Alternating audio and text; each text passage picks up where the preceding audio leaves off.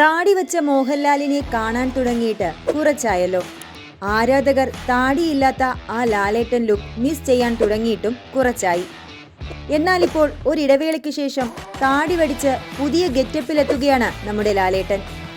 തുടരും എന്ന സൂപ്പർ ഹിറ്റിനു ശേഷം തരുൺ മൂർത്തി സംവിധാനം ചെയ്യുന്ന പുതിയ സിനിമയ്ക്ക് വേണ്ടിയാണ് താരത്തിന്റെ ഈ ലുക്ക്. L366 എന്ന താൽക്കാലികമായി പേരിട്ടിരിക്കുന്ന പുതിയ ചിത്രത്തിന് തൊടുപുഴയിൽ തുടക്കമായിട്ടുണ്ട്. തുടരും സിനിമയുടെ ക്ലൈമാക്സിലെ കോടതി രംഗം ചിത്രീകരിച്ച അതേ സ്ഥലത്താണ് ഇന്ന് പുതിയ സിനിമയും തരുൺ ആരംഭിച്ചത്. പൂജാ ചടങ്ങുകളിലെ ചിത്രങ്ങളിൽ താടി വടിക്കാതെയാണ് മോഹൻലാൽ പ്രത്യക്ഷപ്പെടുന്നത്. പിന്നാലെയാണ് സോഷ്യൽ മീഡിയയിലൂടെ മോഹൻലാൽ തന്റെ ന്യൂ ലുക്കുമായി എത്തിയത്. ചുമ്മാ എന്ന ക്യാപ്ഷനോടെയാണ് അദ്ദേഹം തന്റെ ഫോട്ടോ ആരാധകരുമായി പങ്കുവച്ചിരിക്കുന്നത്.